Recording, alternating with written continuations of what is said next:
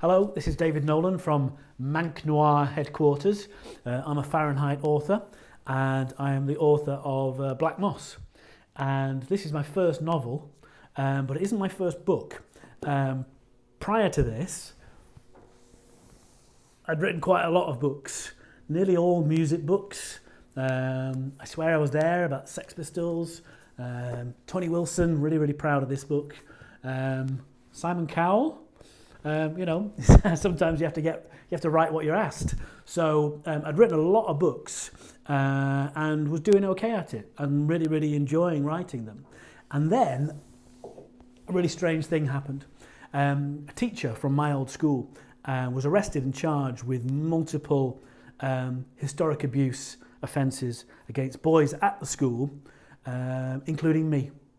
So he was charged with abusing me when I was at the school, but I decided to withdraw my evidence so that I could follow the trial and make a documentary about it, which I did for Radio 4, and a TV documentary for ITV, and also to write a book about it called Tell the Truth and Shame the Devil, which I did. And when the book and the documentaries came out, I was overwhelmed by the reaction I got.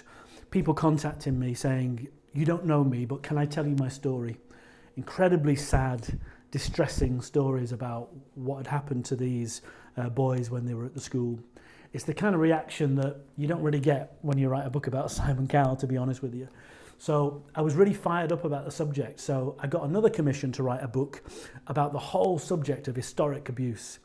Money, power, missing children, particularly children from care homes. This whole notion of how power and influence and money are connected with historic abuse.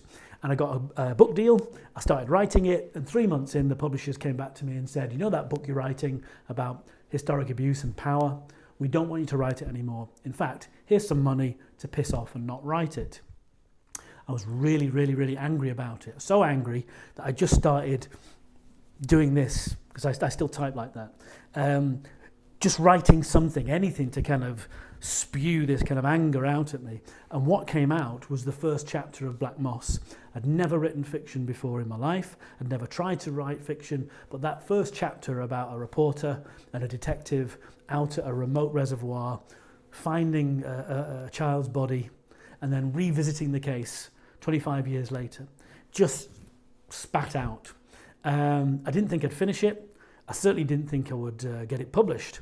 But halfway through, I realised that all the things that I wanted to say in the original book, which was going to be called Abuse of Power, I could say in Black Moss. And I could just pretend that it's a rip-roaring thriller, when actually it was the thing that I wanted to say anyway, which was that we value children, missing children, based on their standing in society. How many missing children can you name right now, apart from Madeleine McCann? What happens to those children who don't have articulate parents to speak on their behalf, particularly kids in care homes?